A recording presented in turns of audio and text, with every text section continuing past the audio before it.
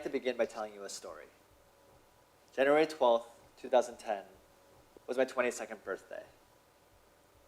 It was also the day that changed my life forever. You see, that morning I woke up to dozens of texts saying, "Happy birthday, you're the best, I love you," mostly from my mom. But I woke up feeling incredibly lucky that day. Unfortunately, that afternoon, we started seeing devastating photos of the Haiti earthquake. We saw an entire country that was in shambles and families broken. And it really struck me because it didn't feel like a coincidence. How was it that I was so lucky to be able to have so many people that I love, but meanwhile I was seeing such terrible heartache and hardship? So at the time I had very little money in my bank account as a new college graduate, but I had this belief that ordinary people can do extraordinary things.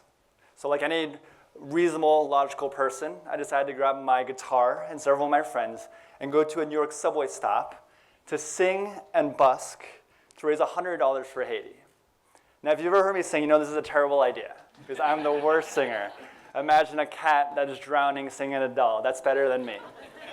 It's true.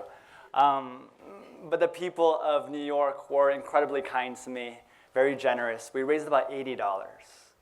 And all throughout, I was filming, and I decided, you know what, let me make a little quick video about it. And I put it online and sent it to all my friends and said, hey, if you've got a couple of bucks, would love for you to donate. We're just trying to raise $100 for Haiti. Within a week, something really special happened. We had 8,000 views to that video. Within a week, we had raised $700 for Haiti. So of course, I called my mom and said, Mom, guess what? We have 8,000 views. She goes, I know. I watched it 4,000 times. I said, okay, we've got 4,000 views. She goes, okay, good job. But all joking aside, that was a time that I realized that stories and media and film are such a powerful means to do good. My name is Jason Y. Lee, and I am the founder of Jubilee Media today, and I am so honored to be with you tonight to share with you my story, to talk about my story and how stories can change the world. And as a filmmaker, I've seen that firsthand. But the truth is, it's pretty unlikely for me to be here right now sharing with you about being a filmmaker because this wasn't a very likely path for me. You see, I grew up as the younger child of two Korean immigrants. That's me, the little one. That's my brother with his hand. And both of my parents are not only Korean, but they're also professors. So as you can imagine, school is very, very important at our household. So, imagine your favorite memories as a child, going to Disneyland or going to the ball game with your dad. My favorite memory growing up was going to my first day of kindergarten. I remember getting mousse in my hair, and I dressed up really nice, and I was so eager because I had picked out my backpack, those Ninja Turtles. I had my little, my little lunchbox, and I ran to school because I had been told that when you go to school, you learn, and when you learn, you can grow, and you can be anything that you wanted when you learn. How beautiful is that, right? My kindergarten teacher, Mrs. Price, she was the sweetest lady. Imagine Mr. Rogers' wife almost, right? And that day, she taught us about school and about taking turns because I always like to over-eager kid. I was like, hey, she goes, Jason, that's great, but you have to wait your turn. This is what it means to raise your hand.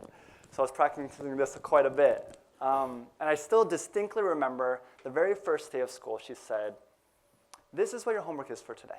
I want you to go home and think about what it is you want to be when you grow up. And I said, ooh, I know it. She goes, well, Jason, homework is what you do at home. And I said, homework is the worst thing ever. And the reason is because I knew deep down in my gut already what I wanted to be, right?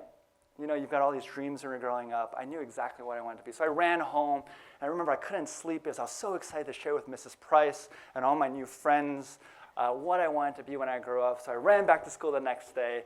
I'm like, me. She goes, Jason, we're going to go around in a circle. And I said, okay. Starting to figure out this social EQ thing. And so Brian's saying, when I grow up, I want to be an astronaut. I was like, no one cares. And then, Sally's like, oh, when I grow up, I want to be a ballerina. I was like, okay. And finally, it's my turn, right? And Mrs. Price said, thank you, Jason, for waiting patiently. And I had my hand up. She goes, no, you don't have to put your hand up now. This is your turn. And I said, well, when I grow up, there are two things I really want to be when I grow up. She says, awesome. You can be whatever it is that you want. I said, okay. She goes, okay, why don't you share with us the first thing? Well, I said, I've been thinking about it for a really long time, and I was really trying to decide between these two, but I think this is the thing I really, really want to be. She says, okay, Jason, what is it that you'd like to be when you grow up? I said, well, when I grow up, I want to be a dinosaur.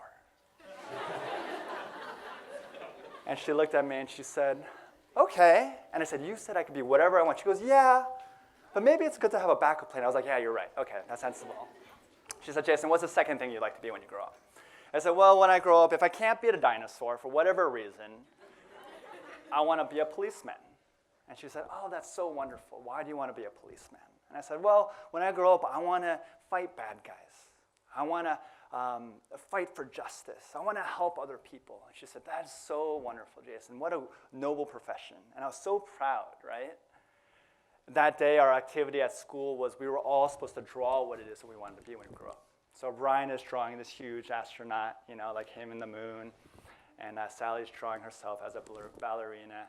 And of course, I'm drawing myself as a huge dinosaur with a little gun and a little badge.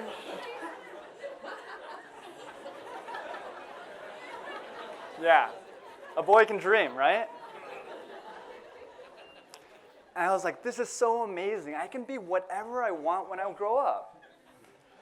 And she said, all right, now go home. And, we were all rushing home. And I roll up my piece of paper. I run home, and we're having dinner. And my dad looks at me and says, Jason, how was school? I said, oh, so good. And he said, what did you learn? And I said, I think I know what I want to be when I grow up. And by then, I think I had realized, okay, it's not really kosher to say that you want to be a dinosaur. I had kind of realized that. And he said, okay, what is it that you want to be? And I said, well, when I grow up, I want to be a policeman. And there was silence, right? It was almost as though I had said I wanted to be a dinosaur when I grew up.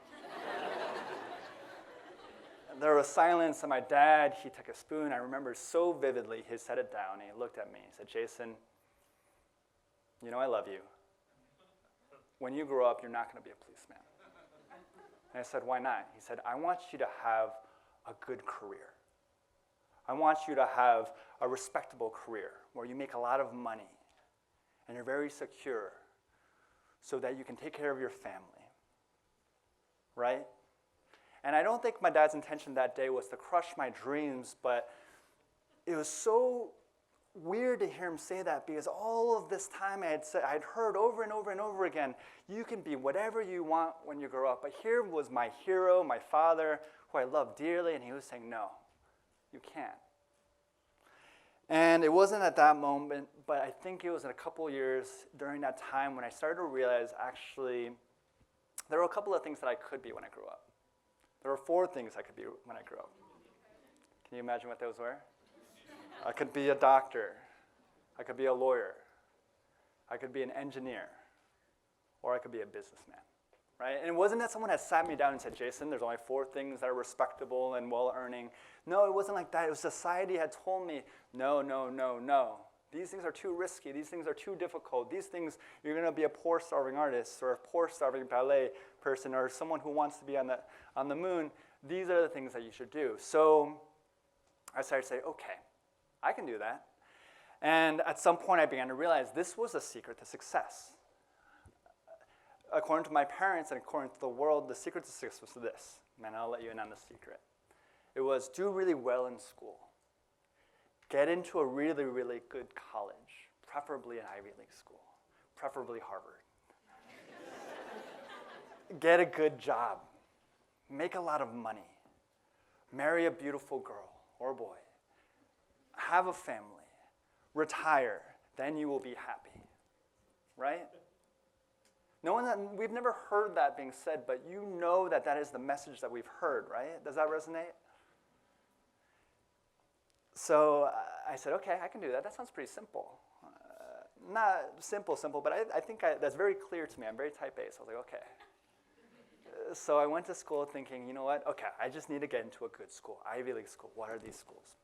So I became the kid that was so dedicated, so focused on getting into an Ivy League school at all costs. So I was a kid walking around my freshman year with like SAT words, super nerdy, I was a kid who was like getting all A's in class, sitting in the front, not knowing when to put his hand down still. And I participated in every activity, right? I was part of the math club. I was part of the science club. I was the editor of my newspaper. I joined the swim team because the swim team was the only team that wouldn't cut anyone. And they just let me swim in the last lap by myself really slowly. I was part of the chess club. I was a captain of the chess club. I was also the only member of the chess club, which at times can be really difficult. But I was singularly focused on this idea that if I study hard, if I apply myself, I can get into a good school, right? And lo and behold, senior year wraps around. I had committed myself. I got into the University of Pennsylvania, an Ivy League school. And the day that that letter came in, I was ecstatic. And you should have seen me on the first day of school. I literally, it probably would have looked like I thought I was going to Hogwarts or something, because I felt like this place was magic. And the very first day, literally, this is a photo of the campus. I remember sitting in the grass, just because I had seen so many photos of kids sitting in the grass. And I was like, oh, this is what smart kids do at school. And I was so happy, right? I was like, I have worked 17 years of my life to get to this moment, and finally I've done it. And then the first exams came, and then, first semester's over, and second semester's over, and slowly something really interesting started to happen. I started to look around and I started thinking to myself, wait a second, this is it? Don't get me wrong, Penn was an amazing experience, an amazing college, but I had this moment where I was sitting around thinking, wait, this is everything that I was working for, and this is it? Have you ever had that moment when you feel you're not unhappy, but you're not happy, right? And I said, why am I not happy? I was told if I go to this great school, I'll be happy. I said, oh, I know why. It's because I don't have that good job yet, right? I said, okay, I've got to go to that next step on that ladder. So the next 4 years, same thing. I joined this swing dance club. I joined student government. I was like one of the representatives for our class. I graduated with honors. And at that time, everyone who graduated from Wharton, which was the business school I was going to, wanted to either be an investment banker or a management consultant. And I was like, yeah, management consultant. That's what I want to be when I grow up. No one had any idea what those things were, but we were like, that's what we want to be. So I tried so hard, running around in a business suit, doing all these interviews, and lo and behold, those 4 years of work paid off, and I got accepted to my dream job at Bain Company, which is this incredible place, right? And I said, my God, this is amazing. And the first day, again, it was like Hogwarts, but on steroids. It was a smell of like fresh paper and ink. And I remember someone was like, hey, Jason, do you mind stapling this for me? I was like, yeah, absolutely. And I was running around like, who else needs me to staple for them, right? And it was because I was so eager and I was so happy. And then the same thing happened. I got my next case and my next case. And it was an incredible place to learn and grow. But I had been told once I make a lot of money, which I was, I would be happy. And again, it wasn't that I was unhappy, but I wasn't quite happy, right? That's when I started looking around and started saying, wait a second. What are all these things that I've been told growing up, and for some reason they don't seem to be true? It was right around that time that I turned 22. And the Haiti earthquake happened to coincide with my 22nd birthday. And during that time of searching, I said, you know what? I need to do something.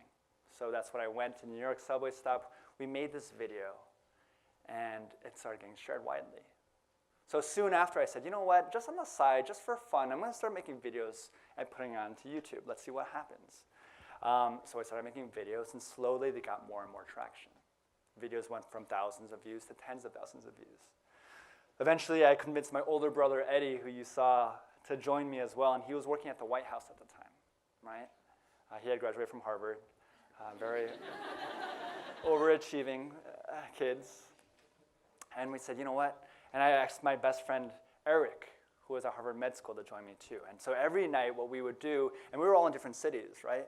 We would come up with scripts, and we would film things, and we would edit, and we'd send hard drives back and forth, and slowly all of our videos started going viral. tens of thousands, hundreds of thousands, and people started to invite us out to speak at events. I said, oh, wow, that's awesome. So we would get up there and we'd be like, what should we talk about? And it was events like this, and people would say, tell us about what it means to follow your dream. So every weekend we would go to these college events or these high school events and say, you have to follow your dream. You have to live a life of passion. And they would say, oh, you're so brave. And every Monday morning we'd go back to our cubicles and be like, oh my God, I'm such a hypocrite. And it all came to a head at one moment when I was speaking at an event like this. And there was another speaker who was wonderful, and she was talking about a woman named Bronnie Ware. If you're a big TED Talk fan, you've probably heard of Bronnie Ware, but she's a palliative care nurse who is someone who helps people as they're dying. And she did a really interesting experiment where she would ask everyone as they're dying, what is your biggest regret in life? And as you can imagine, a lot of the responses were, I wish I spent more time with my family. I wish I had traveled more. I wish I'd read more books. Certainly not, I wish I'd watched more Netflix. Everything that you would expect, right? But by and large, across the board, the majority of people would actually say the same thing. They would say, I wish I had the courage to live a life true to myself and not one that others expected of me. I wish I had the courage to live a life true to myself and not one that others expected of me. And I still remember where I was sitting, and it just cut me to the heart. So I remember thinking and contemplating. I looked over at Eddie and Erica and I said, we got to quit. And they're like, yeah. So we quit, which is crazy, right? Because my brother Eddie and I, we are the only two children of Korean immigrants, as I mentioned. And they had sent us to great schools. We had like these very well-respected jobs at Bain, at the White House, and we quit on the same day. So all the mothers in here are like, oh my God. So you know what happened. So I said, well, I'm the younger brother, so I'm going to call first. So I said, hey, she goes, hi, I love you. I said, I love you too. By the way, I just quit my job. She goes, Omana, and she fainted. Omana in Korean means something I cannot repeat. No, she's saying, oh my God. And she said, what are you going to do? And I said, I'm going to make videos for YouTube. And she goes, Omana. Fainted again. We hung up. And we said, okay, maybe we should give her about 5 minutes. Okay. So Eddie calls her up, and he goes, oh, hey, hi, my favorite son. How are you? And my brother goes, oh, I'm doing well. By the way, I just quit my job. She goes, oh, Mana. And she says, what are you going to do? He said, I'm going to make videos on YouTube. Oh, Mana. She died. She's like, this YouTube, who is this YouTube? I'm going to kill him. Right? And of course, you're going to imagine that my mother would have this reaction, but the truth is that everyone had this reaction. My peers, my mentors, my boss, everyone said, you're crazy. Are you kidding me? You worked so hard. You went to an Ivy League school. You're working at the White House. You're working at Bain Company. You're at Harvard Med School. And you're going to give it all up to make videos on YouTube? And everyone said, don't do it. Why would you do that? You've got so much going on for yourself. And it was at that moment I started to reconsider, but I said, no. This entire life I've been told, if you do this, then you will be happy. If you take this next step, then you will be happy. And every time I got to that place, I didn't feel that happiness that was promised to me. I said, you know what? For the first time ever, I want to live a life true to myself and not one that others expected of me. So we quit. We quit. We sold all of our belongings. We moved everything into our Honda Element, 2003, which is like a Lego on wheels. Everything had fit in there. And we decided we're going to drive across country to LA, the place of dreams, right? Hollywood, actors, everyone's beautiful in LA. And they said, okay, where are you going to move to LA? Are you moving to Hollywood or Culver City or downtown or Pasadena? Where in LA are you moving? And we said, we're moving to this great place called Irvine. It wasn't until we arrived here that we realized, wait a second, is this LA? It took us a while we were a little slow on the uptake. But in all seriousness, this was such a bizarre and difficult time, because even when you make this step, you've got all these doubts, right? Even when you do what you love, you've got all these doubts, you've got all these people questioning you, and you've got a lot of self-doubt too. It all came to a head for me the very first night we were in Irvine, and we realized, you know what, we have nowhere we're going to sleep. We had this room, but we didn't have a bed. So Eddie and I, we went to the IKEA up in Costa Mesa, right? And here I was, a 25-year-old man, and my older brother's 26, and we decided to buy a bunk bed. I felt like I was Benjamin Buttoning in my life, because we had a bunk bed when we were 5 and 6 years old, and I was getting older, but somehow I felt like I was regressing. I was like, is this really what I want? Of course, I said, I want top bunk, and he said, okay. Now, fast forward 5 years later. Jubilee Media now is a digital media startup, and we've made hundreds of videos, and we've got hundreds and thousands of followers. And every day now I get to wake up doing what I love. I get to tell stories to inspire change. And we were able to create videos and films that not only bridge people together, but inspire young people to live for something much greater than themselves. I share with you my story in hopes that in some small way, especially for the young people in this room, that I would remind you of what I talked about in the very beginning, the very first lesson that we learn, that we hear all the time, but that is beaten out of us as we grow older. You can be whatever you want when you grow up. And this idea that ordinary people can do extraordinary things. And this idea that if we live a life of love, of compassion, and of courage, that together we can change the world.